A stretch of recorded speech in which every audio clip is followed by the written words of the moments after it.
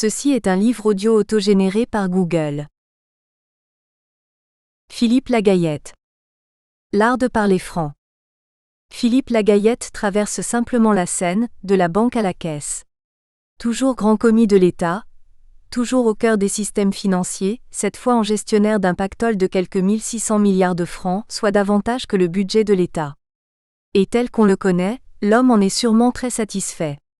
Grand horloger de la monnaie, il a toujours vu dans le bon fonctionnement des rouages et le bon usage des budgets, une recette du mieux-être collectif.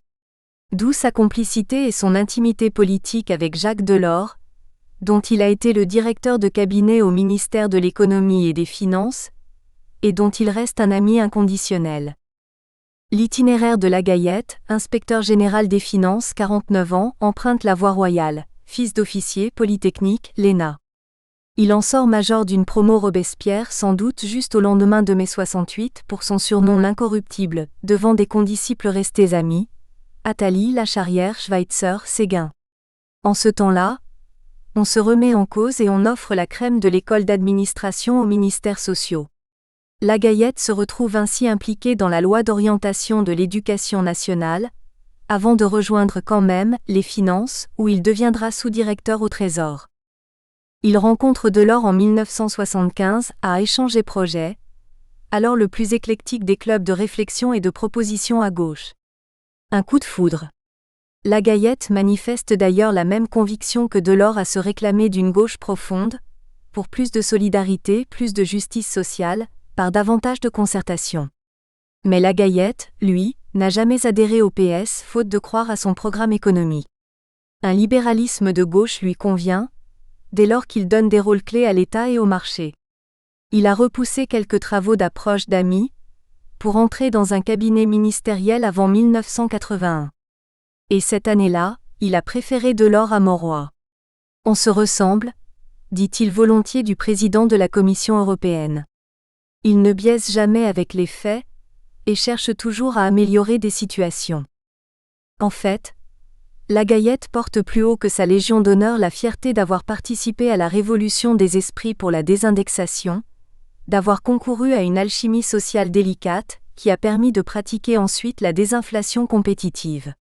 Selon lui, celle-ci fournit aux entreprises un avantage de longue durée, car la baisse des coûts unitaires renforce leur position face à l'étranger.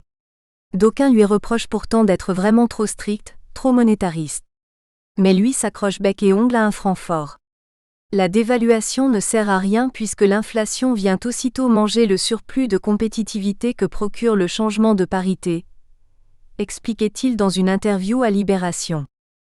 Il ne suit pas son maître Jacques à Bruxelles, pour des raisons familiales et parce que la chose politique n'est pas vraiment ma tasse de thé, disait-il à l'époque. Mais il a quand même depuis, comme premier sous-gouverneur de la Banque de France et membre du Comité monétaire européen, activement participé, auprès du gouverneur, Jacques de Larosière, à la préparation de l'accord d'union économique et monétaire. L'UEM, explique-t-il alors, c'est le couronnement logique des efforts entrepris en Europe dans 3 domaines, le marché unique, la stabilité des changes et la désinflation. Et peu importe si les adhésions des pays partenaires sont échelonnées. Sens de l'écoute et force de persuasion. Son grand angle sur toute la finance et le monétaire le conduit à rencontrer les plus grands argentiers du monde entier et à pratiquer le jogging dans bon nombre de capitales. À Central Park, il court meilleur train que Woody Allen. Comme Delors, il se passionne pour le sport et la musique, mais lui préfère l'opéra au jazz. Il pratique l'escrime, peut-être pour la souplesse, et l'art de l'esquive. On le tient pour un esprit ouvert, et l'un des 6 membres de la commission bancaire vante sa belle mécanique intellectuelle, son sens de l'écoute et sa force de persuasion. Rien de moins. À la Caisse des dépôts et consignations comme à la Banque de France, il installera sans doute ses ordinateurs sous les lambris, sa télévision au milieu des dossiers. Symbole de la coexistence entre modernité et tradition, entre actualité et information rigoureuse. Il connaît déjà la rue de Lille pour participer depuis 8 ans à la commission de surveillance de la Caisse. Et adhère vraisemblablement à tout l'éventail d'activités ouverts par son prédécesseur, Robert Lion, quitte à les recentrer sur les missions publiques essentielles, pour un meilleur service et un meilleur équilibre de la société. La partie sera rude, très rude. D'autant que la Gayette va se retrouver au cœur de courants contraires. Il sera porté par l'élan de la réforme engagée par Lyon, pour une CDC à double pôle, avec les missions d'intérêt général d'un côté et les activités concurrentielles de l'autre. Il sera vraisemblablement soumis aux orientations politiques d'une autre majorité à partir d'avril prochain, et le sénateur UDF Roger Chinot a déjà suggéré une division de la Caisse entre un établissement public et un établissement de crédit, à privatiser. Il sera enfin sollicité par les baronnies multiples de la vieille maison et par la pléthore des filiales, ne dit-on pas rue de Lille, que tout nouveau problème soulevé par un client génère une société nouvelle. Bref, il devra trancher. À la manière d'un patron de grande entreprise. Un exercice où il devra faire ses preuves. Car le temps du confort, derrière de l'or ou de la rosière est fini. Les Échos. Le 3 décembre 1992. En 1993, une poignée de main fait rêver. Cette année-là, alors que la France renoue avec une chambre bleue horizon, François Mitterrand et Édouard Balladur s'emploient à mener une cohabitation courtoise. Les privatisations redémarrent, le scandale du Crédit Lyonnais né d'investissements hasardeux éclate et une réforme des retraites prévoit 40 ans de cotisation pour obtenir une pension à taux plein. L'Olympique de Marseille remporte la Coupe d'Europe des clubs champions de football. Cette année-là surtout, à Washington, l'Israélien Yitzhak Rabin et le Palestinien Yasser Arafat échangent une poignée de main historique. Michel Frêche. Consensuellement vôtre. Michel Frêche s'est fait une solide réputation d'homme de consensus.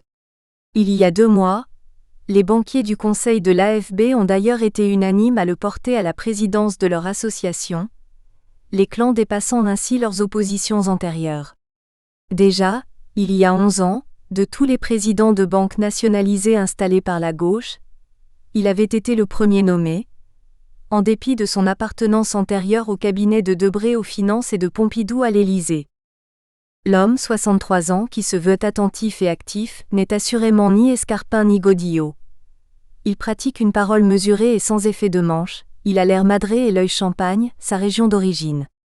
Il a renoncé à l'escalade en haute montagne et au vol à voile, se console avec le ski et le golf. Sa nouvelle mission de défense des intérêts de l'AFB et des personnels du système bancaire français, selon sa propre définition, représente une inflexion par rapport à ses activités antérieures au service de l'intérêt général. Mais il la mènera avec une égale conviction. Michel Frêche est entré par la petite porte de l'ENA, celle du concours des fonctionnaires, alors qu'il était professeur d'anglais. Mais il en est sorti par la plus grande, avec l'aura du major d'une promotion baptisée Alexis de Tocqueville. Pour le modèle de démocratie, de rigueur et d'organisation qu'il inspire. Durant 5 ans, il participe à une inspection des finances vraiment militante, puis se fait aspirer rue de Rivoli auprès de Michel Debré pour suivre les dossiers sociaux. C'est une époque où l'on invente le ticket restaurant avec Jacques Borel, où il parle salaire avec François Sérac, CNPF, et Eugène Descamps, CFDT, où il traite de la réforme de la sécurité sociale avec les experts de tous horizons, où il fréquente Pompidou et Balladur alors à Matignon. Tous deux l'appelleront à l'Élysée dès 1969, mais lui ne leur répondra oui qu'en 1972. Car pour l'heure il découvre la DRE, Direction des Relations économiques extérieures, et se passionne pour l'économie, la finance et le commerce au long cours. Il y reviendra même plus tard, de 1978 à 1982 comme directeur. Ce furent les années les plus vivantes de ma carrière, commande-t-il aujourd'hui. La DRE est une administration attachante mais mal connue. À l'époque, elle parlait d'égal à égal avec le Trésor. On négociait en bilatéral et en multilatéral au GATT à Bruxelles. La méthode profil bas. Il a lui-même beaucoup traité avec les pays de l'Est. Et il rappelle au détour d'une phrase, comme une simple anecdote, qu'il a été le premier à obtenir un relèvement des taux d'intérêt appliqués à l'URSS de 5,95 à 6,05%, malgré les pressions de l'ambassadeur soviétique auprès du président de la République. En fait, il se passionne tout autant à la BFCE, Banque française du commerce extérieur, qu'il préside depuis 1982, avec des résultats qui impressionnent la place. Ses amis le taxent gentiment de roublardise, un expert pour arriver à ses fins quel que soit le parcours du combattant. Lui se prévaut plutôt d'une méthode simple, la discrétion et le profil bas. C'est ainsi qu'il a transformé une banque cocon protégée par l'État, sorte de guichet pour l'exportation, en une banque banalisée totalement immergée aujourd'hui dans la concurrence internationale. C'est ainsi qu'il y a réduit les effectifs de 3 000 à 2 000 salariés, sans provoquer un seul jour de grève, en utilisant toute la palette des dispositions d'un plan social, un zeste d'imagination en plus. Êtes-vous fier d'avoir supprimé le tiers des emplois à la BFCE ? Lui lance pourtant comme un reproche un délégué CGT ? Je suis franchement fier d'en avoir sauvé les 2 tiers, lui répond Michel Frêche du tac au tac, conscient d'avoir réussi le plan de redressement de l'établissement. L'essentiel est derrière moi, tranche-t-il pour tout satisfecit. À l'AFB, il se retrouve en prise directe avec des décideurs économiques. Et il affiche pour priorité d'améliorer l'image de la profession. Nous devons convaincre, dit-il lors du récent dîner annuel avec ses pairs de l'AFB, qu'il ne peut être de bonne économie sans un système financier fiable et performant, expliquer que les banques ne sont riches que de l'argent de leurs actionnaires et surtout de leurs déposants qu'elles ont pour premier devoir de protéger. Une nouvelle façon d'être consensuelle. Les Échos. Le 13 janvier 1993. Didier Pineau Valenciennes. Patron sans frontières. Pour nouveau président, l'Institut de l'entreprise recherchait, dit-on, un capitaine d'industrie d'un groupe grand français et conquérant. Le PDG de Schneider, Didier Pineau Valenciennes, a accepté de se reconnaître dans ce profil et il se laissera confier ce mardi le premier rôle à l'Institut. En même temps qu'au poste de délégué général Michel Drancourt, 17 ans dans cette fonction, passera le témoin à Michel Tardieu, 30 ans de journalisme. DPV, caractère fort s'il en est, a le chic pour susciter des opinions tranchées. Contre lui, quand il démantèle l'empire empire Schneider jusqu'au dépôt de bilan de Creusot-Loire il y a 8 ans. Pour lui, quand il reconstruit le groupe en douceur jusqu'à sa désignation comme manager de l'année par le Nouvel Économiste, il y a 2 ans. L'Institut de l'entreprise le choisit aujourd'hui parce qu'il a 61 ans et toutes ses dents, le business chevillé au corps, parce qu'il a su retisser sa toile, recomposer un actionnariat, recentrer ses métiers et métamorphoser un fonctionnement, parce qu'il a le souci de s'impliquer au-delà des affaires et de se passionner par exemple pour la formation et l'emploi des jeunes. Ainsi, en novembre dernier, il a remis à Jack Lang un rapport fort décapant sur l'éducation nationale, paradoxalement empreint d'optimisme et d'énergie. À l'image de son auteur, qui n'avait pas hésité à recruter parmi ses cadres supérieurs, un ex-ministre de l'Industrie, Édith Cresson, et a toujours célébré depuis son courage. Arraché des leaderships mondiaux. Originaire de Vendée, DPV s'est fait une réputation de chouan du capitalisme pur et dur au fil de son itinéraire. Il avait pris son élan à HEC et à Harvard, réalisé ses premières expériences professionnelles dans l'édition puis dans la banque, exercé à plein le métier de manager à Rhône-Poulenc, dans l'ombre de Jean Gandois, puis pratiqué le corps à corps avec les difficultés économiques et les ambitions de développement chez Schneider. En une dizaine d'années, il réalise successivement la plus retentissante faillite de l'histoire économique du pays, celle de Creusot-Loire, et la plus grosse OPA hostile d'un Français aux Amériques, sur Square D, leader dans l'électrotechnique. DPV a l'obsession permanente d'arracher des leaderships mondiaux, dit de lui l'un de ses proches. Il a ainsi pris le contrôle du Canadien Federal Pioneer et annexé en force la télémécanique, tout à la fois contre les salariés actionnaires et le ministre des Finances de l'époque, Édouard Balladur. Pour lui, les modes comptent pour rien et les pressions pour pas grand-chose, résume un collaborateur direct. Seule la logique de sa stratégie et de ses objectifs lui dicte ses décisions. Et il s'en porte plutôt bien maintenant que Schneider est devenu leader mondial de la distribution électrique, moyenne et basse tension, et du contrôle industriel, produits électromécaniques, 101 000 salariés, 59 milliards de francs de chiffre d'affaires, dont 60% désormais réalisés hors de France.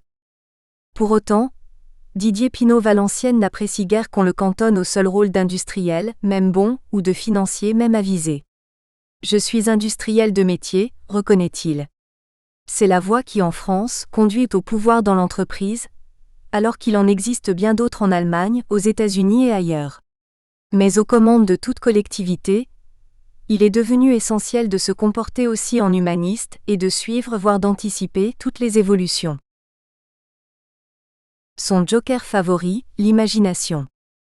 Pour sortir des situations difficiles et du pessimisme ambiant, DPV recourt volontiers à son joker favori, l'imagination, par exemple pour contenir la vague des licenciements et pour crédibiliser l'enseignement en alternance. D'ailleurs, chaque soir, il s'offre une plage de rêve en lisant de la poésie. Et regrette de ne pas jouer d'un instrument de musique, pour s'évader davantage encore. Il se mettra au piano dès que possible. Il rêve également, après Schneider, d'enseigner, et il a déjà peaufiné un cours sur le business et la société. Construit sur 3 périodes, la crise des années 30, la reconstruction des années 50 et la folie des années 80. Il l'a conçu à partir d'articles de presse, de romans témoins de chacune de ces époques, de rapports annuels et des valeurs de référence énoncées par des présidents de sociétés françaises, allemandes, anglaises et américaines. Ce triptyque peut nous aider à aborder les années 90 avec davantage de sérénité, dit-il d'un cours qu'il aimerait dispenser en France, mais pour lequel 3 universités américaines ont déjà pris des options. L'Institut de l'entreprise mise beaucoup sur sa présidence. Avant lui, Jean Chenvier avait cherché à réhabiliter un libéralisme alors fort décrié. François Périgaud avait accentué la présence médiatique de ce club de grands patrons. François Guiraud avait expliqué que les hommes et leurs organisations font la différence. Yves Canac vient de conforter l'engagement pour l'Europe de Maastricht.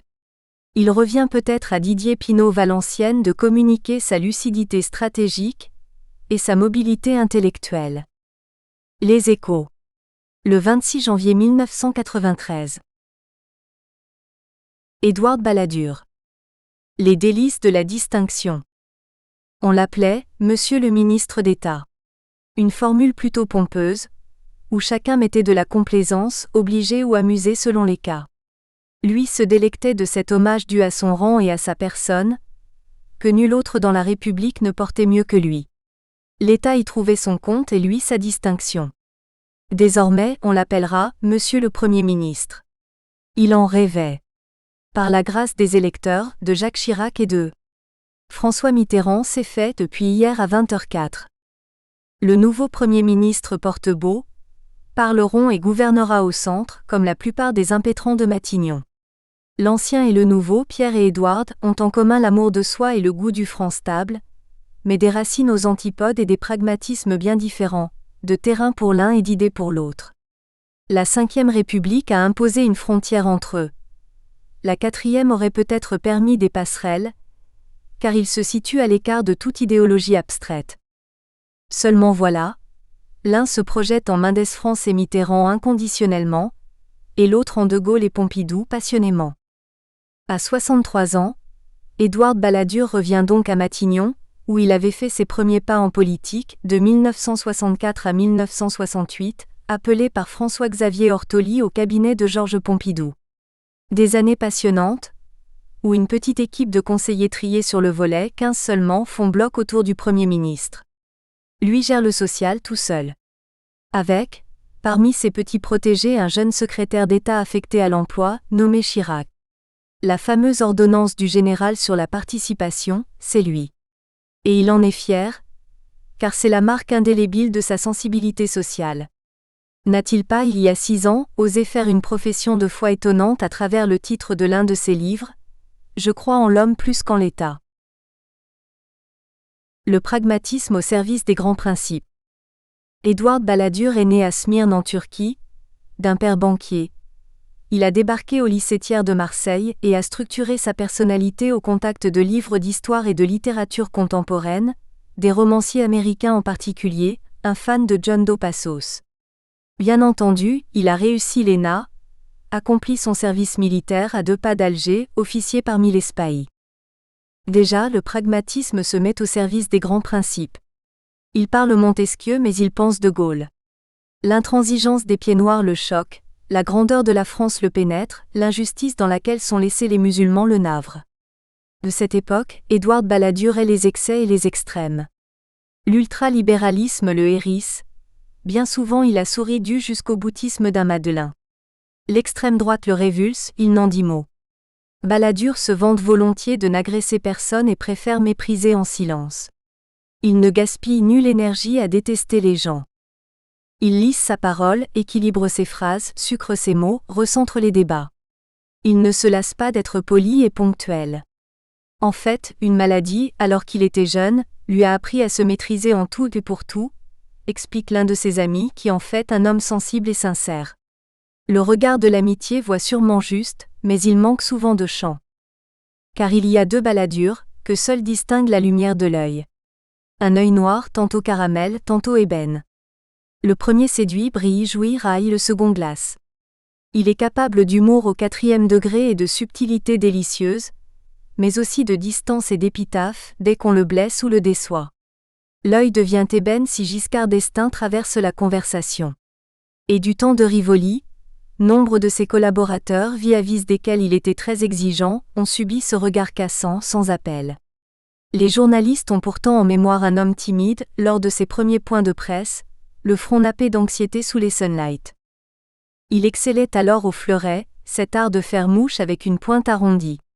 Ainsi, fin mai 1986, alors que François Léotard avait lancé l'idée de mettre TF1 aux enchères, le ministre d'État avait trouvé l'idée pas forcément mauvaise et en tout cas originale. Rien de plus.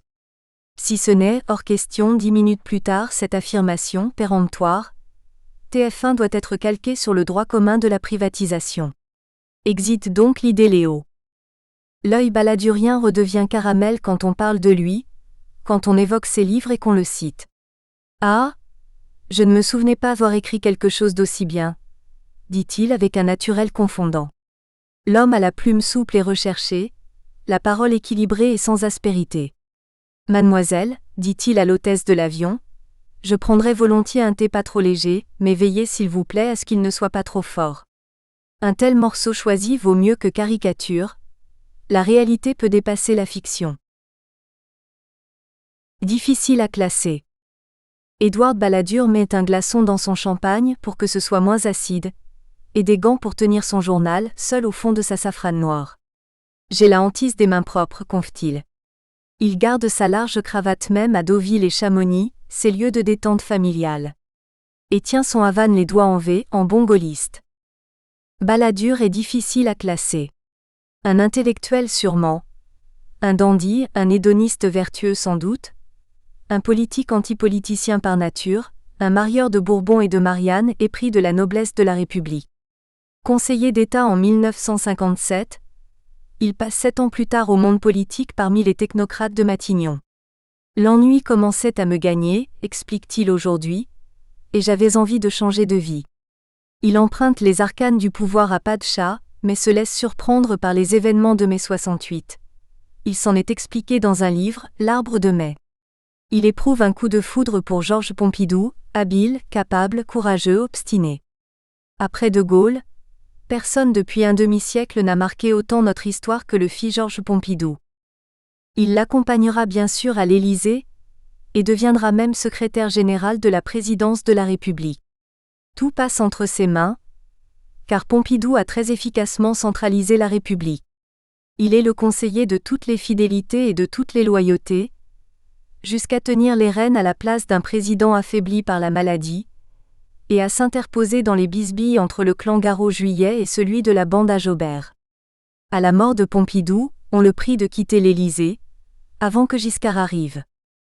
À l'invitation d'Ambroise Roux, il fait pour 12 ans une incursion dans le secteur privé, PDG de la Générale de Services Informatiques et de la Compagnie Européenne d'Accumulateurs, filiale de la CGE. Ce furent des années agréables parce que libres. J'ai aimé le concret de cette activité, on fait et on voit les résultats. Pour autant, il n'oublie pas la politique, écrit dans Le Monde, du 16 septembre 1983 un article prémonitoire sur la cohabitation. Selon lui, un président de gauche peut coexister avec une majorité de droite, sans changer ni la Constitution ni la loi électorale. Jacques Chirac, dès alors, se laisse convaincre par l'analyse. D'autant que Édouard Balladur valorise le rôle du Premier ministre, charnière entre le Parlement et le Président. Déliciencement orgueilleux, progressiste et conservateur. La cohabitation le ramène précisément à l'exercice du pouvoir en mars 1986. Mais cette fois avec l'onction démocratique. Élu dès le premier tour député du 15e arrondissement de Paris, puis aspiré au gouvernement, seul ministre d'État, en charge de l'économie, des finances et de la privatisation par son ami Jacques Chirac. Très complémentaires, les deux hommes éprouvent une admiration réciproque. Balladur est fasciné par le côté bête politique de Chirac, en fait par tout ce qu'il ne sait pas faire spontanément. Il y a davantage de stabilité chez Balladur, mais moins d'élan. Il tient pour grands les hommes qui résistent à la durée de leur vivant comme après. Et dans son livre Des modes et des convictions, il choisit trois grands parmi les grands, Jean-Paul II, De Gaulle et Solzhenitsyn. Pour tous trois, écrit-il, le verbe a été le plus efficace instrument de l'action. Assez peu d'hommes passent vraiment le tamis serré de son estime. Catholique pratiquant, il se sent peu d'affinité pour les démocrates chrétiens, même si Georges Chavannes et Jacques Barrot ont beaucoup échangé avec lui, au sein de l'Association pour le libéralisme populaire qu'il a créée en 1988, notamment en peaufinant des rapports, pour une hausse du salaire direct et pour développer l'apprentissage. Sourcilleux sur la nécessité permanente de comprendre son époque, et donc d'évoluer, il n'a pas vraiment adhéré, du moins sur le moment, à la nouvelle société de Chaban-Delors-Nora, coupable de récupérer nombre des idées éculées du grand bazar de mai 68. L'un de ses proches le définit délicieusement orgueilleux, délicieusement progressiste et délicieusement conservateur. C'est un adepte du doute méthodique, incertain non sur ses capacités mais sur ses idées. Il n'a pas les certitudes professorales d'un Raymond Barre. Mais sans complexe, il se dit convaincu qu'aucun autre ministre des Finances n'a réalisé un redressement de la France comme lui en 2 ans. De 1986 à 1988, il était l'indispensable de Chirac, un premier bis présent sur tous les dossiers, y compris les siens, les privatisations, l'abrogation de l'impôt sur la fortune, le ralentissement des dépenses publiques. Il garde toujours l'œil sur le social, et la plupart des leaders syndicaux le fréquentent assidûment, même s'ils ne s'en vantent guère.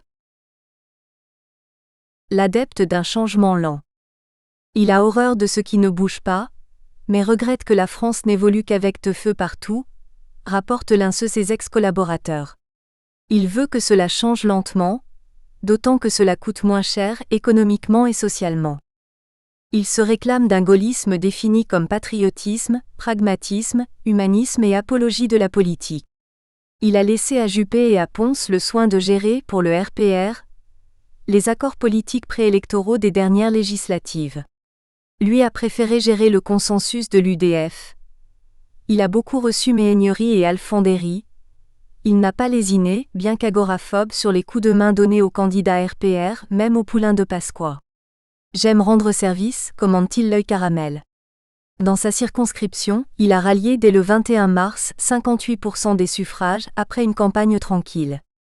Il y a quelques jours, il échafaudait un gouvernement des apostrophes, une trentaine de membres seulement. Qui ne serait pas un comité aux ordres des états-majors des partis. Avec quelques 10% de ses membres issus de la société civile. Moi-même j'y appartenais encore il y a 7 ans. Il se promettait de confier les privatisations à un UDF, et d'empêcher toute reconstitution d'un État RPR. Il se veut ouvert, tolérant, œcuménique et se dit d'accord pour définir de façon bipartisane, comme cela se pratique en Allemagne et aux États-Unis, les données de base de la politique en matière de chômage, d'immigration, d'essais nucléaires, de loi électorale. Il sait apprécier le beau geste de Bernard Kouchner, qui a su renoncer à la chaire de médecine humanitaire de l'hôpital Cochin. À sa manière, c'est-à-dire avec une ironie ravageuse, qu'est-ce? Des haltères pour mieux porter les sacs de riz? Il sait persifler le Big Bang de Rocard, expert en critique posthume et ingrat envers Mitterrand qu'il a pourtant sauvé d'une fâcheuse posture à Matignon. Ces derniers temps, il disait sobrement du président de la République, « Monsieur Mitterrand est très politique. Interprète qui pourra. » Assurément, l'homme respecte l'homme. Tous deux sont ex-pensionnaires des maristes. Mais le nouveau Premier ministre estime que le toujours président a connu sa plus belle période comme opposant et tribun. Et que depuis, par manque d'audace, il a été trop conservateur, faute d'avoir su interpréter le mouvement des sociétés. Balladur s'est bien gardé ces derniers mois de faire des promesses inconsidérées. Il a seulement énoncé quelques grands principes et renvoyé à sa propre conception de la politique, qu'il définit comme un art de l'application. Il faudra, selon lui, 5 ans pour redresser le pays. Mais dans 2 ans, les Français apprécieront si le nouveau gouvernement emprunte la bonne voie. Jacques Chirac est pressé de cueillir les voix d'une nouvelle majorité présidentielle, et les compagnons ont fait le forcing, entre les 2 tours des législatives, pour bouter Mitterrand hors de l'Élysée au plus vite. Lui n'admet pas que l'on piétine les institutions, et a besoin de temps pour entraîner les Français vers de nouvelles prises de conscience et de nouveaux comportements. Au vote instinctif, Balladur préfère les adhésions réfléchies. Il compte bien sûr s'attaquer au chômage, réduire les charges liées au travail, se garder des illusions attachées au partage de l'emploi, maîtriser les dépenses publiques, mais d'abord améliorer la sécurité et la justice, aborder l'immigration avec scrupule. Tous des hommes ont le droit d'être respectés, toutes les nations aussi. Dénationaliser la politique agricole, pour que les choses se décident moins à Bruxelles et davantage dans notre pays. Respectueux des us et coutumes. Partisan de ratifier le traité des Maastricht, Édouard Balladur adhère à l'Europe non par idéalisme mais par intérêt. La France, affirme-t-il, est plus forte avec l'Europe que sans l'Europe. Et la monnaie européenne unique est indispensable. Dommage que les négociateurs de Maastricht aient péché par imprudence, en prévoyant de façon très autoritaire et en figeant les conditions et le calendrier au gré desquels les monnaies disparaîtraient. Toujours pareil. Sous des apparences rigides, respectueux des us et coutumes, Édouard Balladur savoure avec distinction les délices de la souplesse intellectuelle et politique. Les Échos. Le 30 mars 1993. Pierre Bérégovoy. Meilleur ouvrier de France de la politique. Pierre Bérégovoy s'est donné la mort à Nevers, le 1er mai 1993. L'itinéraire exceptionnel de Pierre Bérégovoy, du Cap d'Ajusteur jusqu'au premier rôle à Matignon, permet de le désigner meilleur ouvrier de France de la politique. Pour un homme de gauche, la formule vaut Légion d'honneur. Il avait un savoir conceptualisé et un savoir imaginer relatif. Mais un savoir-faire et un savoir expliqué hors du commun. Il avait choisi son modèle, Pierre Mendès France, et n'avait de cesse d'y être fidèle, de mettre ses pas dans les siens, à travers des objectifs résolument socialistes et une rigueur au service de l'efficacité. Tout comme lui en 1954, il n'a eu à la tête du gouvernement que peu de temps pour convaincre, un crédit d'à peine 12 mois. Comme lui, il a voulu serrer les questions et les traiter une à une. Comme lui, il a été frappé par la sanction négative d'un vote. Comme lui, il a vécu cela comme une injustice. Mais ingérable pour Bérégovoy, plus fragile que PMF car il avait insatiablement soif de reconnaissance. Bérégovoy n'a pas supporté de ne plus reconnaître le monde politique tel qu'il l'avait idéalisé, le PS surtout, et moins encore de sentir la suspicion diffuse de la société sur sa rigueur morale. Il se voulait fidèle à une perspective, et n'a pas admis qu'on en doute. Car il était entré en politique par générosité et sincérité, en chahutant les caciques locaux d'une SFIO pas assez exigeante à ses yeux. Il avait déjà, né d'un père ukrainien près de Rouen à la veille du Noël 1925, fait ses premières armes en militantisme dans la résistance d'abord, dans la défense de la tradition ouvrière ensuite, à Effaux alors qu'il travaillait au chemin de fer puis à Gaz de France. Il participe dans les années 50 à 60 à la création du PSA, Parti socialiste autonome, puis du PSU, Parti socialiste unifié avec Rocard, Popren et quelques autres. En 1971, il est à Épinay, aux côtés de François Mitterrand, pour lancer le Parti socialiste et se multiplier dans une aventure politique qui lui fera tenir quasiment tous les rôles et piocher la plupart des dossiers économiques et sociaux. Pierre Ier de Bercy. Il se spécialise dans les affaires sociales, on le retrouve chargé des relations extérieures. Il négocie le programme commun avec le PCF et le MRG, et devient l'incontournable homme de confiance de Mitterrand, qui le fait secrétaire général de l'Élysée, premier voyageur sans bagages à ce poste clé. Tout lui passe entre les mains, et il orchestre l'état de grâce avec une baguette politique dont Mitterrand inspire les mouvements. Le président le voudra ministre des Affaires sociales.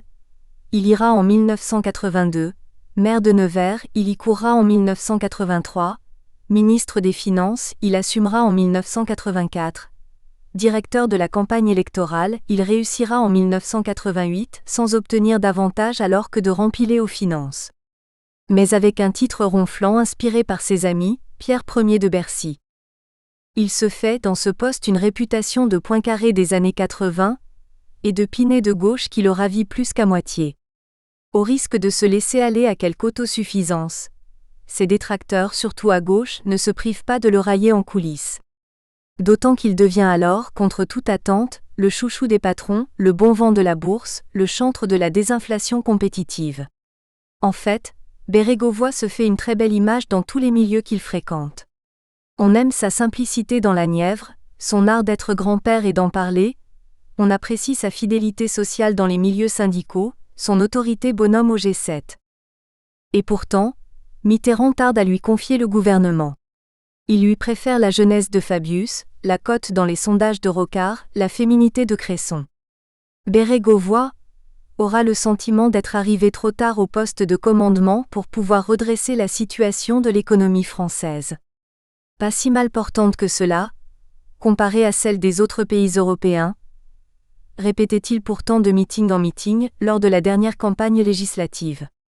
Sans réussir à convaincre une France dont l'opinion était déjà faite. Parce qu'elle n'admettait ni l'ampleur du chômage, ni les relents des affaires. Celle de Péchinet et de la Société Générale avait éclaboussé Pierre Bérégovoy. Celle de l'emprunt gratuit de Roger Patrice Pelat l'a atteint directement et profondément. Il n'était pas de la race des cyniques. Le peuple chevillé au corps.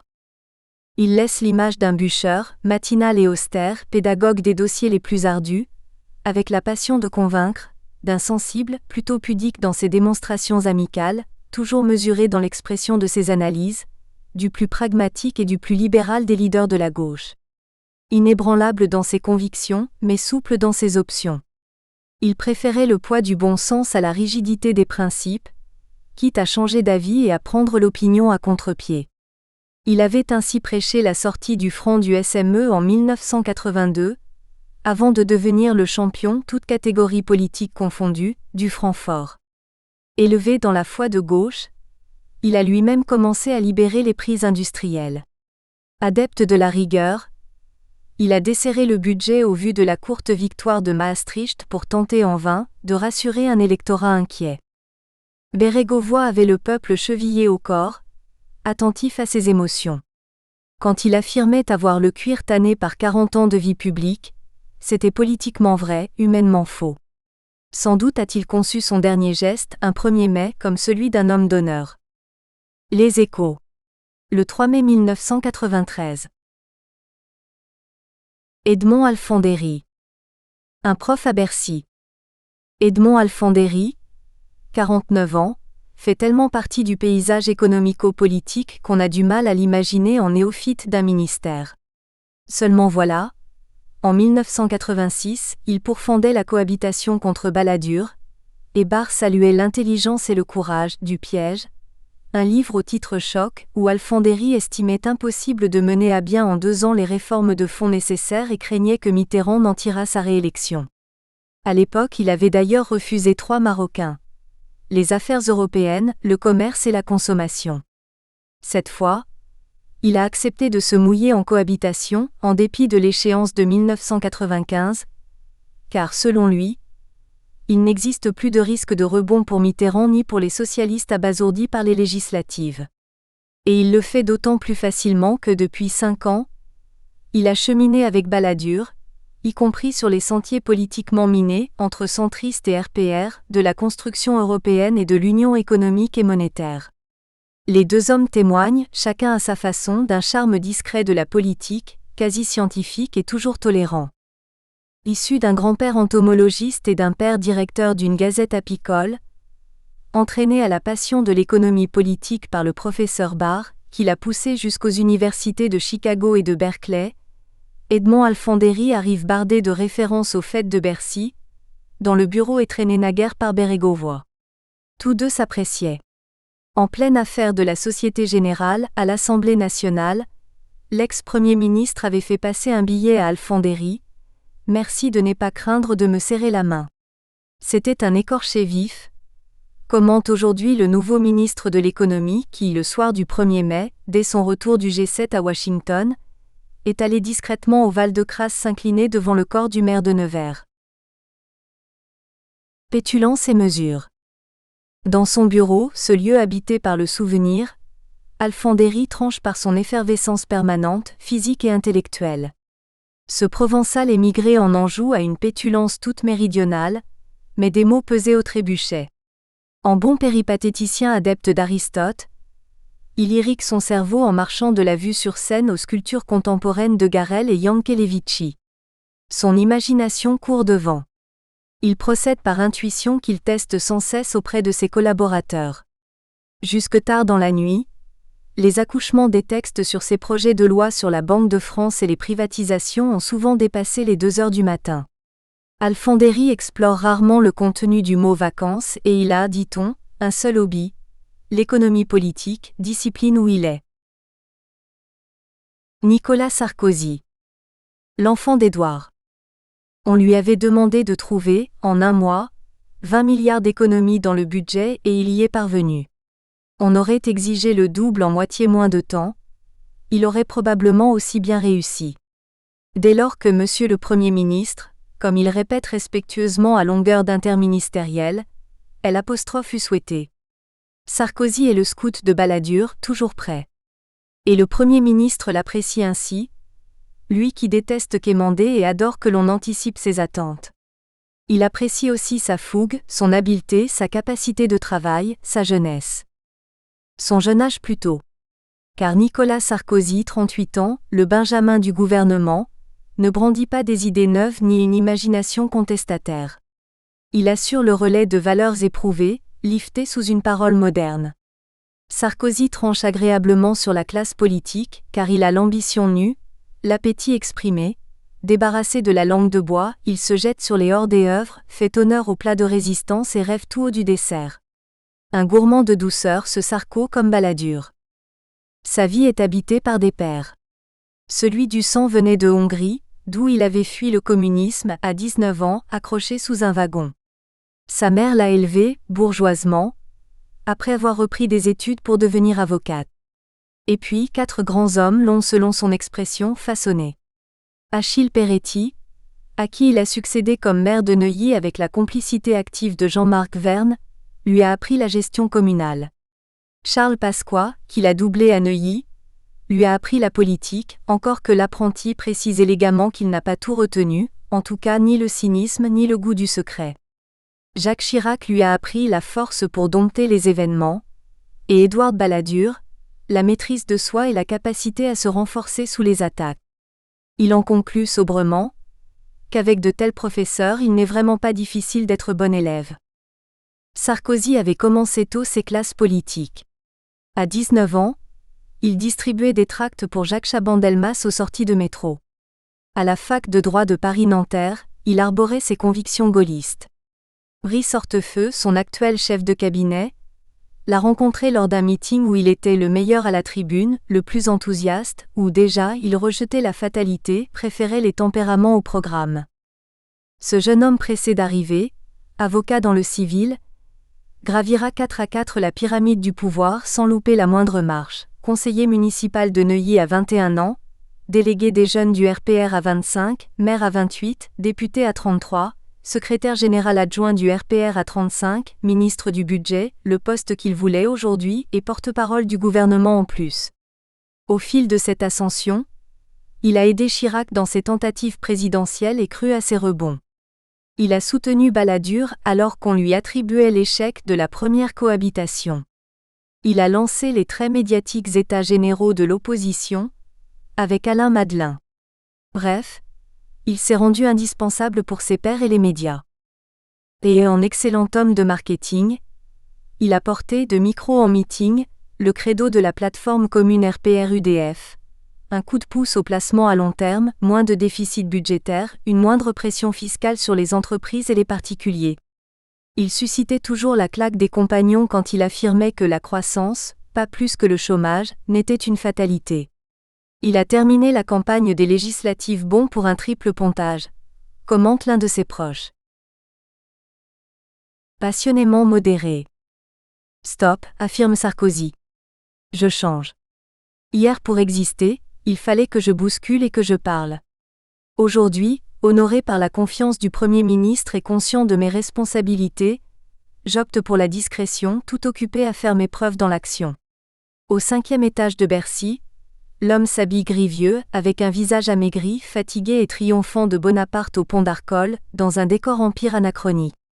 Il compense sa taille comme Mirabeau en bombant le torse, dit un faux ami. Il en compte beaucoup ainsi, dépassé dans la course. Les railleurs, après Malvier au budget, pourquoi pas lui? Des cinglants, c'est le plus crocodile de tous les marigots à la ronde. Des oiseaux de mauvais augure, dur de démarrer si vite, voyez Fabius. Lui apprend la sérénité, où il se veut doué et roué. Il sait que son travail et son aptitude à dévorer les dossiers viendront à bout de la haute technicité requise par sa fonction. L'intelligence se nourrit du travail, répète-t-il volontiers. Ce n'est pas le goût du pouvoir qui l'anime, affirme-t-il, mais celui de rencontrer des gens et de décider. Vertu qu'on lui reconnaît à Neuilly. Quand il a construit une maison du 3e âge, raconte un de ses administrés, il a réuni les riverains, écouté leurs objections et suggestions. Il a résisté à leur refus d'abattre un arbre, et les a retournés en leur faisant choisir les essences de remplacement en accord avec le jardinier-chef municipal. Au cinéma, il a savouré en expert le souper entre Brasseur et Riche, Fouché et Talleyrand, quoique, ces deux-là se regardaient un peu trop le nombril. Au music-hall, il aime Reggiani, Aznavour et Hallyday. Il apprécie tous les lieux d'émotion où les gens communient entre eux. Il a horreur de l'excessif, de l'esprit de système, de l'explication unique, de la tiédeur, de l'entre-deux-chaises, horreur de ne faire confiance qu'à moitié. Et il conclut, l'œil arrondi, « Je suis passionnément modéré. » Les Échos. Le 12 mai 1993. Gérard Longuet. Priorité à droite. S'il existe un libéral colbertiste, c'est lui, Gérard Longuet, 47 ans. Installé à Bercy dans le pavillon Colbert, au sein d'un bureau froid comme l'acier, à la tête d'un méga-ministère regroupant l'industrie, les PET et le commerce extérieur, il magnifie toujours l'initiative et l'énergie individuelle, ressorts essentiels de l'activité économique, et parallèlement reconnaît à l'État un devoir de dirigisme modulé, pour susciter une expansion équilibrée, à l'instar du contrôleur général des finances de Louis XIV. D'ailleurs, s'il ferraille déjà avec Bruxelles, c'est pour protéger davantage l'industrie française des envahisseurs venus du froid avec leur acier et du soleil levant avec leurs autos. Balladur lui a même confié le pilotage des négociations du GATT, où il préconise un accord global et équilibré. Longuet est né comme ça, patriote. Élevé à Paris par une mère assistante sociale, il considère que la patrie constitue la richesse de ceux qui n'ont pas de patrimoine. Il a grandi comme ça, nationaliste. Au prix de quelques années de jeunesse cédée à une droite extrême et violente contre le communisme, et pour réhabiliter une France secouée par la décolonisation. Il est resté comme ça, avec un sens exacerbé de son pays, admirateur inconditionnel de Lazare Carnot, l'organisateur de la Victoire, il y a 200 ans exactement. Il cultive un libéralisme empirique, paradoxalement reconstructeur de l'État, car il sait l'efficacité du contre-emploi. Les socialistes n'ont-ils pas réconcilié les Français avec l'entreprise et Bérégovoy n'a-t-il pas conforté le franc? Lui, impressionné par le modèle allemand, veut relancer l'appareil industriel français.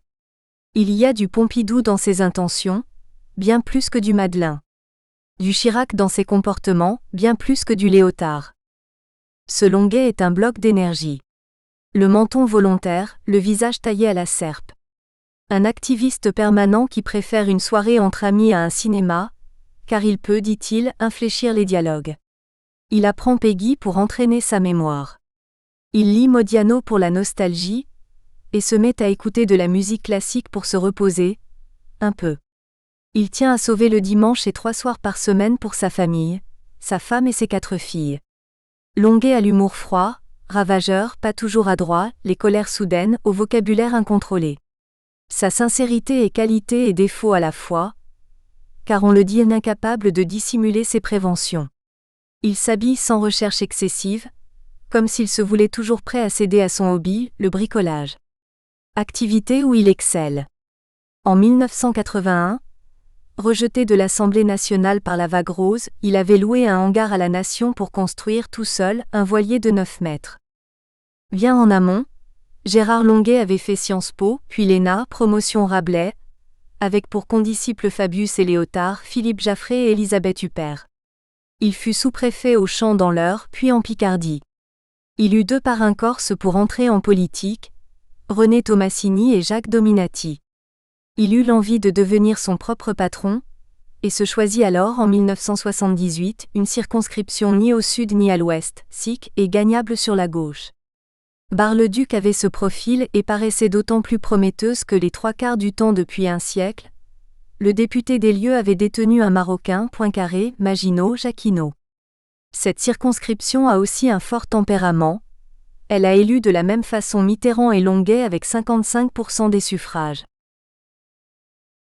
Le goût des positions tranchées. Celui-ci a su devenir lorrain, car il avait besoin de s'identifier à un territoire et à des paysages. Car la région est rude, agricole, industrielle et patriote. Cette Lotharingie a une histoire qui le passionne et symbolise aujourd'hui le cœur de l'Europe. Il assume Maastricht et la présidence de la Lorraine avec bonheur. Et il aborde vraiment plus serein cette seconde cohabitation, avec cette fois un vrai premier rôle. De son expérience au gouvernement de 1986 à 1988, comme secrétaire d'État, puis ministre délégué chargé des postes et télécommunications, il a des souvenirs contrastés. Celui d'avoir bien engagé la réforme des PET, il y a d'ailleurs acquis une réputation de bon gestionnaire, réussissant en milieu social hypersensible, à amorcer la déréglementation et la concurrence. Le regret aussi des excès idéologiques de l'époque, et des divisions au sein même du gouvernement. Erreur fatale. Aussi Longuet est devenu un obsédé de la solidarité gouvernementale, admiratif de l'extrême courtoisie et de la souplesse intellectuelle du Premier ministre. Son entourage se plaît à exhiber leur excellente relation. Ils se téléphonent, ils se voient. Balladur le considère fiable et solide. C'est Longuet qui aurait repêché les copains, Léotard et Madelin, dans le gouvernement. Sans réussir toutefois à placer Giscard d'Estaing au perchoir. Contre Balladur, Chirac, Pasqua et Léotard, c'était quand même mission impossible. Gérard Longuet pense aussi avoir l'oreille de Mitterrand. Une commune passion de l'histoire européenne contemporaine les rapproche et favorise des tête-à-tête. Pas de complicité coupable bien entendu, mais Longuet paraît fasciné par cet expert exceptionnel de la politique. Il admire ses capacités d'analyse, mais doute de leur pertinence sur l'avenir des rapports internationaux. Le président du Professeur a le goût des positions tranchées. Il a maintenant, sans détour et au nom de l'idéal républicain, condamné l'idéologie du Front National. Pour autant, il reste à l'écart de la culture social-démocrate et peine à suivre les circonvolutions des centristes. Alors il se positionne à droite, simplement, résolument et fièrement. Les Échos. Le 12 mai 1993. Alain Madelin. L'électron libre. Alain Madelin, l'idéologue du libéralisme le plus échevelé, a réputation de monsieur trop rapide, trop anti-État et trop jusqu'au-boutiste, au risque de casser des évolutions progressives, du temps où il était ministre de l'Industrie de 1986 à 1988. Pour cette seconde cohabitation, en charge cette fois du ministère tout neuf des entreprises et du développement économique, il s'emploie à devenir Monsieur Plus, seulement. Il a mission de voir plus loin, à l'horizon 2000, de rendre plus simples les règles du jeu administratives, de concrétiser plus vite l'effet des mesures prises.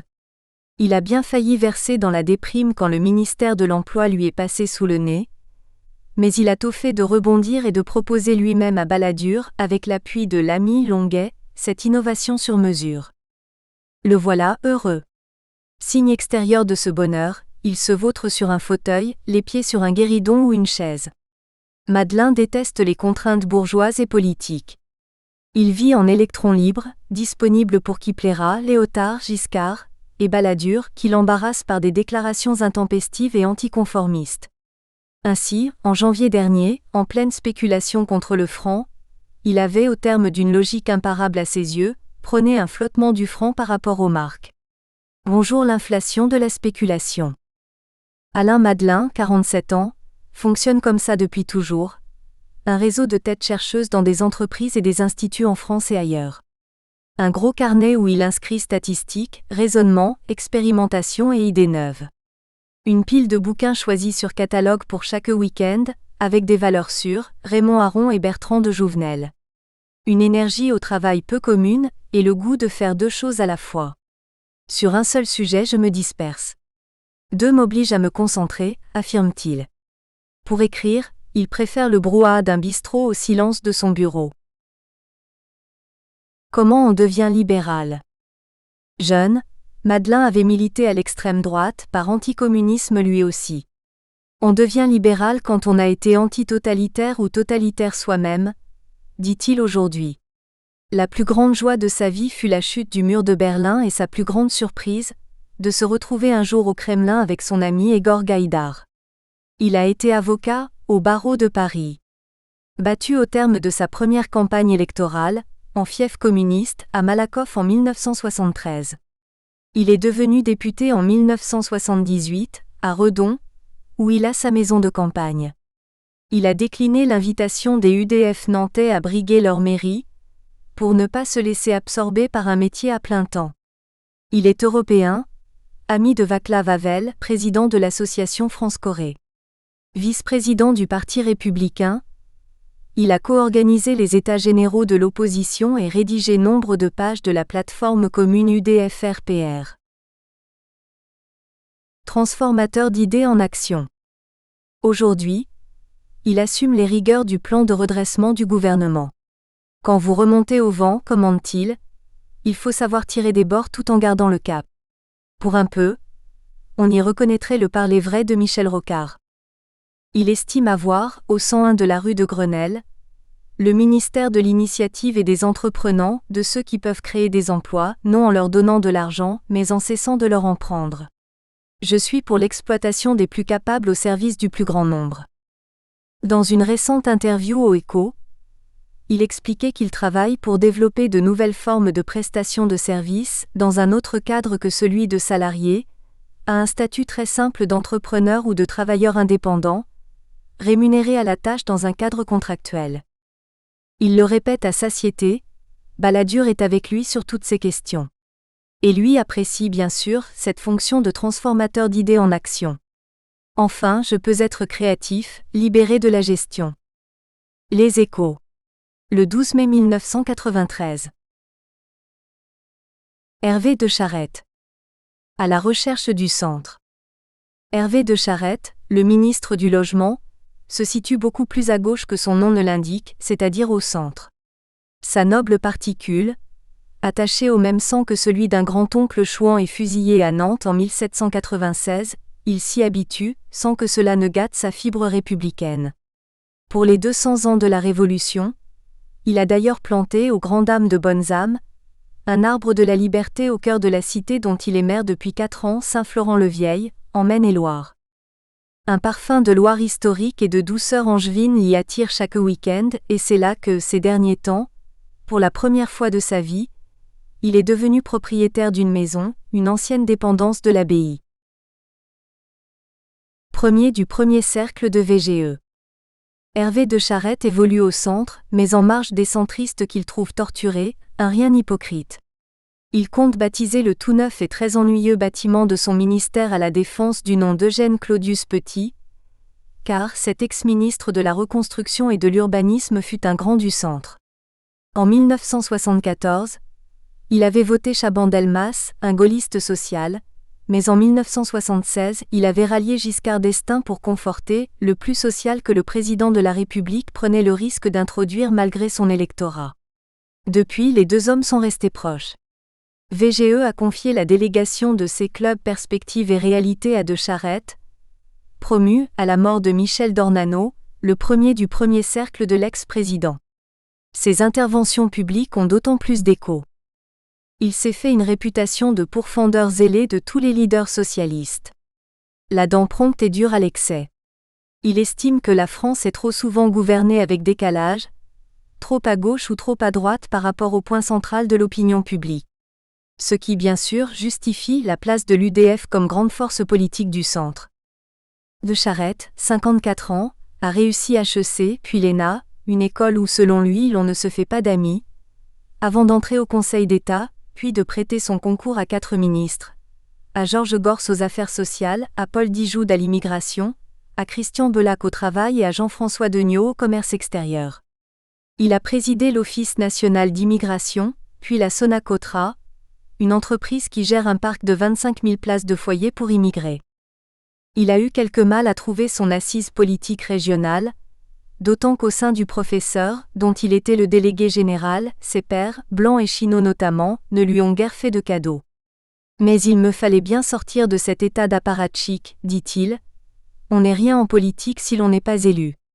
Successivement, il a été rejeté à Menton en 1981, battu par Bérégovoy à Nevers en 1983, repêché par la proportionnelle dans la Nièvre en 1986, enfin consacré aux portes ouest d'Angers en 1988, avec récidive en mars dernier.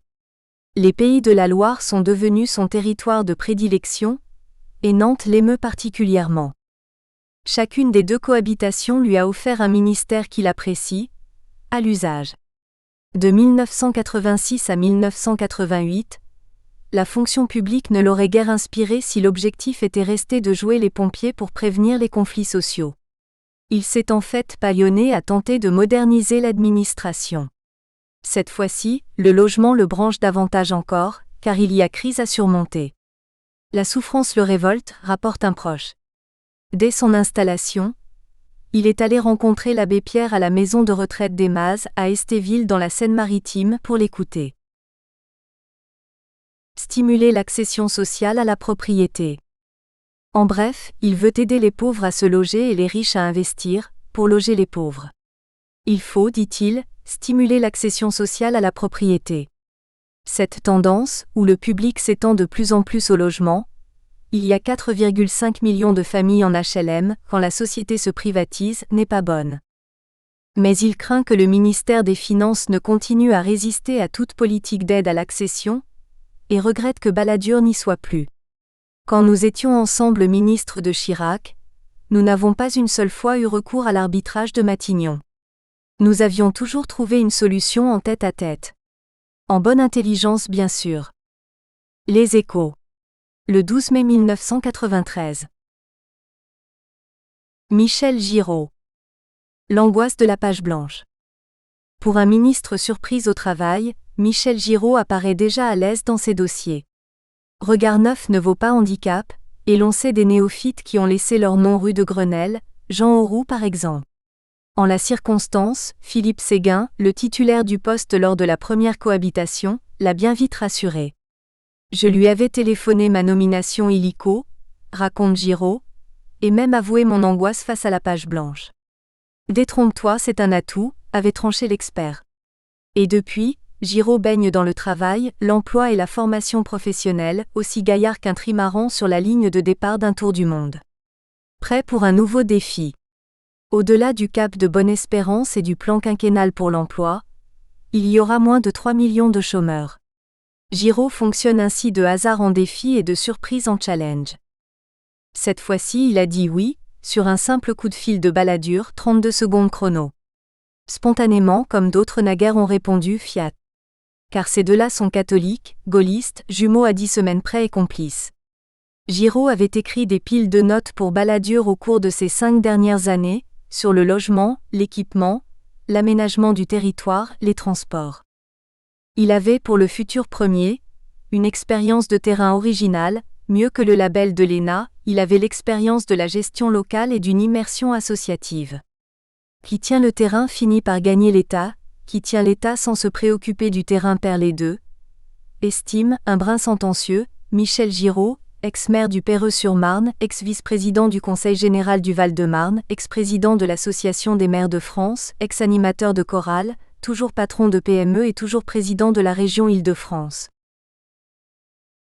Tel un aventurier atypique. Pour convaincre son auditoire, il assaisonne volontiers son propos de formules définitives puisées à la source des très chrétiennes valeurs de l'espoir et du consensus. Quand il y a la volonté, il y a un passage, déclare-t-il avant d'appeler Paul Valéry en renfort. Mettons ce que nous avons de meilleur en commun et enrichissons-nous de nos mutuelles différences. Giraud est ainsi fait qu'à tous les carrefours de sa vie, il positive. Dès ses 16 ans, il aidait son père, un petit commerçant de Pontoise, à ravitailler les résistants du maquis du Vexin. Depuis, il est resté gaulliste pour le rassemblement qu'il permet, mais clairement plus girondin que la moyenne, moins musclé dans ses méthodes que Pasqua Pandroponce et passablement jalousé par Juppé pour son piédestal en Île-de-France. Au RPR, on me voit en aventurier atypique, estime-t-il. À 20 ans, il devient petit prof pour se payer ses études de lettres et garde depuis un goût pour l'histoire, le Moyen-Âge, Jérôme Carcopino et l'écriture au service du quotidien. Les titres de ses livres en témoignent, Nous tous, la France et Raconte-moi Marianne. À 29 ans, cadre dans une entreprise de négoce de bois exotique, il se lasse de ce confort à bon compte et décide, selon sa propre expression, de rejeter les dés dans le plateau, de se donner un nouveau projet, un enjeu. Les décisions se prennent toujours en couple chez les Giraud. Cette fois-là, Michel et Simone se sont isolés 4 jours, dans le Doubs avant de trancher. Aujourd'hui, sa PME Sonibat réalise quelques 100 millions de chiffre d'affaires et les 12 salariés y travaillent en équipe. À 31 ans, Giraud entend des voix en forêt de Milly, lors d'un pique-nique avec une bande d'amis, ou plutôt il les suscite. Si l'on chantait, propose-t-il. Étonnante aventure, la chorale fera des disques à succès et le tour du monde, en provoquant l'enthousiasme de 15 000 cousins du Canada, en juillet 1967, le jour même du fameux Québec libre du général. La clé de Giraud est là, la passion moins du chant que du cœur. L'émotion colore ses récits, j'ai tout appris sur le tas. A. Rassembler 120 personnes de toutes conditions sociales. A. Modeler une œuvre, y mettre des pleins, des déliés, et tout soi-même. Quand les voix s'unissent, les cœurs se comprennent. Lyrique. Changer la couleur du temps. À 38 ans, il cède aux voix des sirènes politiques. Sur la sollicitation de Roland Ningesser, un briscard du RPR, député du Val-de-Marne, en quête de jeunes catalyseurs de voix. C'est l'époque où, en couple, nous voulions introduire une part de gratuit dans notre vie, commente Michel Giraud. Je ne recherchais pas la générosité mais la disponibilité, pas à faire carrière mais à servir. En 1974, il fait la campagne présidentielle de Chaban-Delmas et en 1978, il repousse l'appel de Giscard au gouvernement. Son itinéraire bouscule vraiment les habitudes. Il sera conseiller général avant d'être conseiller municipal, maire avant d'être maire adjoint, sénateur avant d'être député. Véhément à l'occasion, pour dénoncer, sous Rocard et Cresson, la confusion sur la préparation du SDAU Île-de-France, la panne d'imagination et de crédit à la Datar, l'abus de décret pour décider des schémas de TGV et d'autoroutes. Giraud prêche la concertation avec les exécutifs régionaux et la mobilisation de tous les acteurs publics et privés sur une stratégie à long terme. Pour inverser la courbe du chômage, il se prévaut de la même règle, dite des 3 prises en montage. Ici, la réflexion, la concertation et la décision. Balladur lui a confié la priorité du gouvernement et la mission la plus ardue, car il le croit capable de conjuguer les synergies entre les directions du ministère et entre les partenaires sociaux. Main de fer et gants de velours, il a la réputation de mener les délibérants à son objectif. En décembre dernier, au Conseil d'Île-de-France, au terme de 3 jours et 2 nuits de débat, les écolos ont voté son budget. Au travail, il apprécie déjà la qualité des hommes de l'encadrement des services, mais il critique la complexité des structures. Nous ferons œuvre de simplification et donc d'efficacité, annonce-t-il. Il voudrait à cet effet changer la couleur du temps. Une chanson, et lire des journaux qui ne parlent pas seulement de licenciements chez Sopalin, Michelin et la télémécanique. Il y a plein d'entreprises qui gèrent collectivement des solutions, et je voudrais que toutes ces petites lumières grignotent la morosité ambiante. À 63 ans, Michel Giraud croit tout à la fois aux vertus de l'exemple et à l'avènement de l'imprévu. Très courtoisement, Il a fait porter des fleurs à son prédécesseur, Martine Aubry, à la compétence et à la pugnacité reconnue. Très sportivement, il entretient sa forme, toujours fidèle au ski nautique et à la natation. Aux 50 mètres, il devance encore d'un bras sa petite fille de 13 ans. Les Échos. Le 18 mai 1993. Michel Pébrow. Profession surdouée. Michel Pébrow a donc quitté les champs et rejoint le quartier des Trois-Vieilles. Ciao le CCF, bonjour la BNP. Au classement des banques françaises, il saute de la 10e à la 3e place et son total de bilan quintuple quasiment. De quoi satisfaire une ambition vive, connue et probablement légitime. En fait, parmi les plus surdoués des inspecteurs des finances, Michel Pébrow programmait immodestement de gravir la plus haute marche du ministère, celle de directeur du Trésor, qu'en 1981, la gauche Mitterrand-Delors, patatras, l'avait conduit à regret à quitter la noble et haute administration. Il était alors chef de service à la direction du Trésor, et avait osé commettre un avis technique anti-nationalisation, qui n'eut pas d'avenir au-delà du bureau de son directeur. La présidence de la Ségos l'avait tenté, mais il avait préféré répondre à l'invitation de Daniel Degan et devenir numéro 2 du CCF. Cette fois-ci, sa nomination à la présidence de la BNP fait chorus. Grâce à René Thomas, et à lui-même. Le premier l'avait choisi de longue date pour successeur. Ce qui a facilité l'accord du président de la République, dont Thomas est proche, et permis l'adhésion du management de la BNP. Car on y entre comme en religion, avec la légitimité du sérail ou pour le moins l'onction d'un parrain incontesté. Les amitiés et les compétences de Pébrow font le reste. Il a l'oreille de Balladur et l'aval des libéraux centristes, une réputation d'expert en privatisation et de banquier avisé, privilégiant les métiers rentables et donc prudent sur l'immobilier. Le CCF a fait banque à part l'an dernier, et amélioré ses résultats malgré la dureté des temps. Pébrow avait bien conduit le passage dans le privé et depuis, le CCF guide nombre d'entreprises à accomplir le même chemin au Mexique, en Russie, en Hongrie, en Grèce, au Portugal. La BNP aura assez vite sans doute besoin de cette facette du talent de son nouveau PDG. Cet homme toujours svelte à 51 ans, le cheveu aligné de fort en thème, les yeux rougis par la fatigue et la fumée de cigares, le sourire de simple courtoisie, est bourré de talent. À l'écrit, à l'oral, au piano, au tarot. Il a faim de tout, de cinéma, de romans et de tennis, manque seulement le temps pour assouvir cet appétit inextinguible. Au CCF, il prend l'escalier, car il ne supporte pas d'attendre l'ascenseur. Il lui arrive de regretter tout haut que la vie soit une extermination de champs de possibles. Mais dans une journée qui commence dès 7h30 et lors de week-ends pleins de dossiers, même dans sa campagne d'Orgeval, on peut faire tant et plus.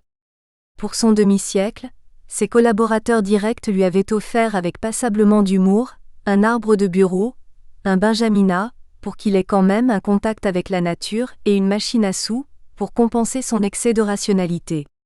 Il en a beaucoup ri et a gardé depuis l'enseigne de Las Vegas sur sa cheminée, face au fauteuil des visiteurs.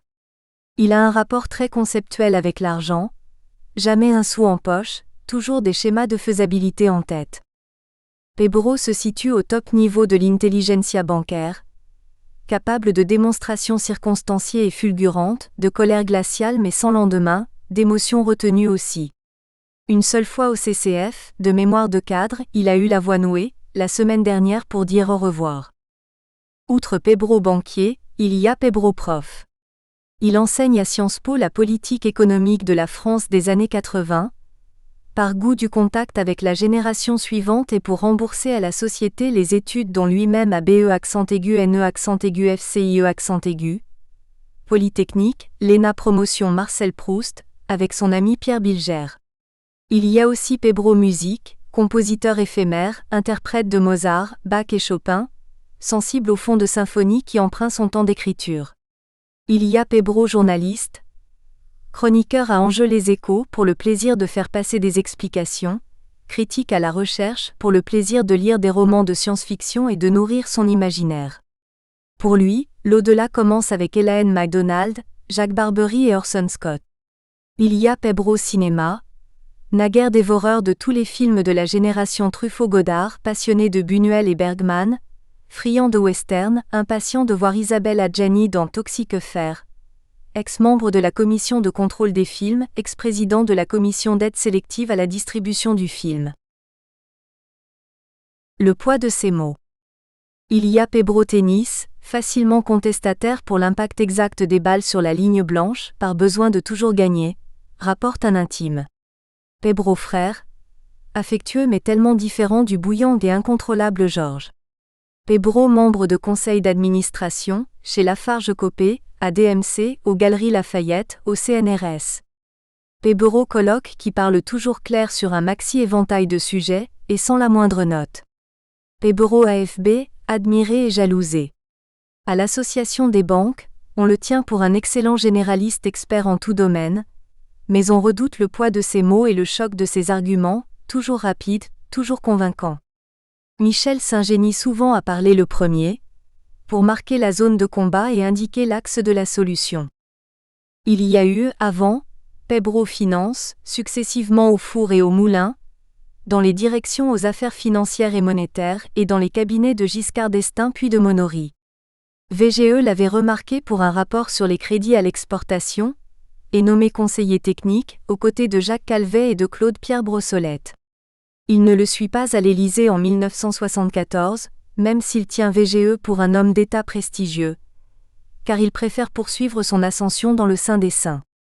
On lui confiera le secrétariat général du CIASI, Comité interministériel pour l'aménagement des structures industrielles, où il reconnaît avoir beaucoup appris, notamment la nécessité de payer à des entreprises le temps de se redresser. C'est ainsi, à cette époque, que Devanlay a résisté à la tourmente ambiante. On lui confiera aussi la présidence du Club de Paris, où il appréhende en direct les problèmes d'endettement du tiers-monde. Quand René Monory devient ministre de l'Économie, ils sont deux à lui recommander le même directeur de cabinet, le président de la République et le Premier ministre, Raymond Barre. Excusez du peu. Ce tandem insolite a laissé dans son sillage des prix libérés et des SICAV bénis pour l'épargne. Formidable, il m'a beaucoup apporté, commente aujourd'hui le président du Sénat qui, un mardi sur deux, convie à un petit déjeuner au Luxembourg, dès 7h15 ses ex-directeurs de cabinet Michel Pebro, Jean-Jacques Bonneau, Jacques-Henri David. Michel Pebro aborde la BNP avec fierté et appréhension, avec aussi l'ambition prêtée par certains, de devenir d'ici à un quinquennat ou un septennat, gouverneur de la Banque de France. Dans la banque, c'est bien connu, on ne prête qu'aux riches. Les Échos. Le 24 mai 1993. Pierre Richard. Urbain sous tout rapport. Van Gogh et Tocqueville cohabitent 19 étages au-dessus de la Seine, chez Pierre Richard, 52 ans, le président du directoire du Crédit Local de France, désormais dans la dernière ligne droite de sa privatisation depuis l'OPV pleinement réussie. Car il y a du Van Gogh dans son visage mangé par une barbe rousse, dans l'intensité de son regard et sa façon de vouloir les choses.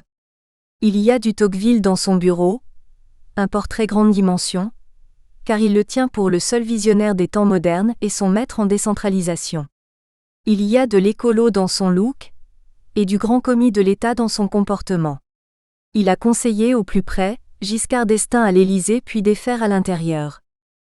Manifestement, il n'est pas si commode de cerner ce trublion de l'establishment français. D'autant qu'il n'y aide pas vraiment quand il indique avoir toujours choisi ce qu'il voulait faire, et garder intacte son obsession de la liberté.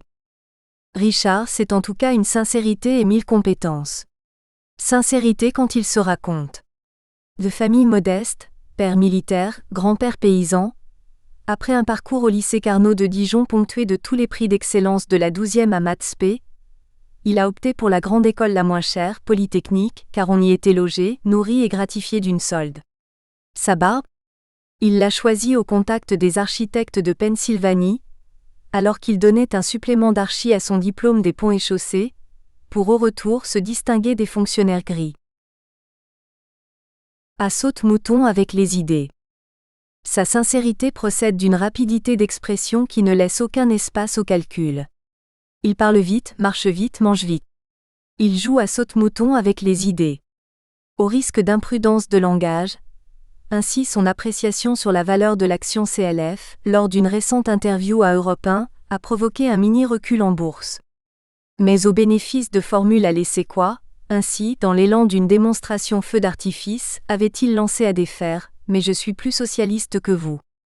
Sa sincérité tutoie quelquefois la naïveté, au prix de désillusions.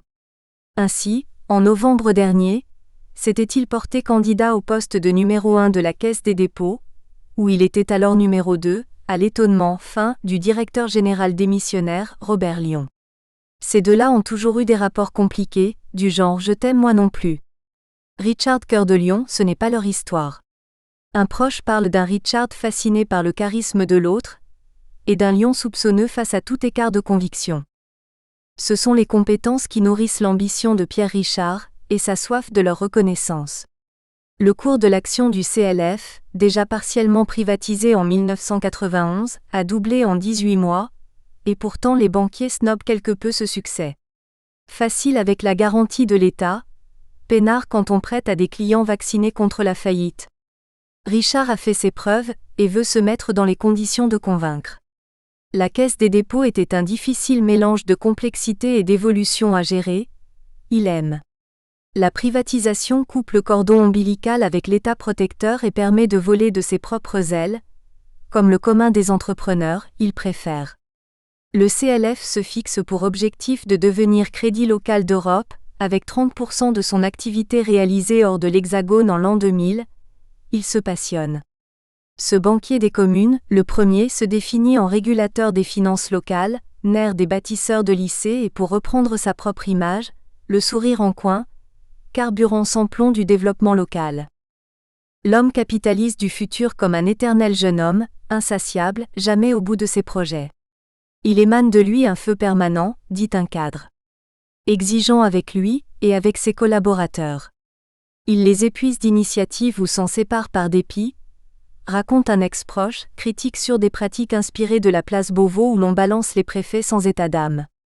Pierre Richard avait fait ses premiers pas en urbanisme à l'établissement public d'aménagement de la ville nouvelle de Cergy-Pontoise, fort de la confiance d'un Bernard Hirsch attentif aux idées les moins convenues. La barbe s'épanouit, les cheveux s'allongent, une mèche barre le front, l'écolo bâtisseur se passionne pour tout.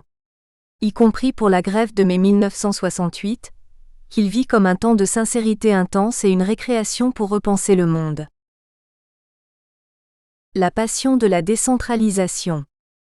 En 1974, quand Claude-Pierre Brossolette forme l'équipe des conseillers de Giscard d'Estaing, il tique quelque peu sur l'anticonformisme débridé de Richard, même si celui-ci vient de manifester pendant près de 2 ans son talent auprès de l'austère Christian Bonnet, secrétaire d'État au logement. VGE tire à lui l'image de cet expert hors norme. « Vous avez donné une allure jeune à mon septennat », lui dira-t-il en bout de course. À l'époque, il plaide pour le cadre de vie, convainc les décideurs d'enterrer la voie express rive gauche à Paris et de lancer la journée de l'arbre.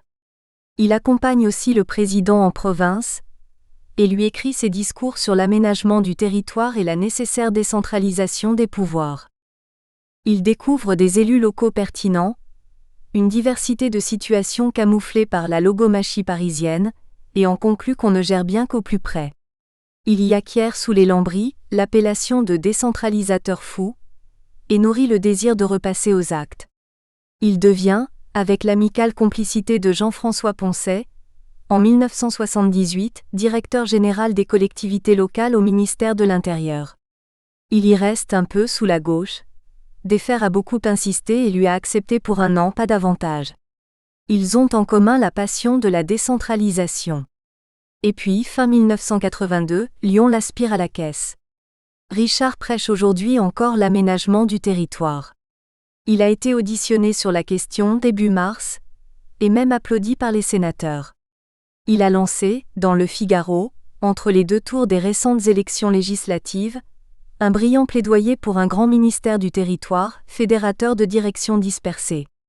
Sur mesure, ont ironisé de méchantes langues. En bon ingénieur qu'il est, Richard se réclame d'une cohérence profonde et c'est vrai. Il aime aussi Belle-Île pour l'exubérance de la nature, l'équitation pour l'interdépendance avec un autre être vivant, l'art moderne pour les couleurs et les possibilités d'échange et d'amitié avec un artiste. Il a suggéré que chacune des 15 stations du métro de Toulouse inaugurées vendredi soit marquée par une création, peinture, sculpture ou bande dessinée. Le soir, il pratique peu les dîners en ville et préfère lire lentement, oui, lentement pour mieux le savourer, le dernier roman de l'Albanais Ismail Kadare, Le Concert, après l'Année Noire, La Pyramide et Le Palais des Rêves. Autant de titres symboles. Les Échos. Le 28 juin 1993. Bernard Bosson. Le ministre TGV. Il s'occupe des transports, routes, rail, aéro tout à la fois. Il a l'œil sur la mer, les canaux et les ports.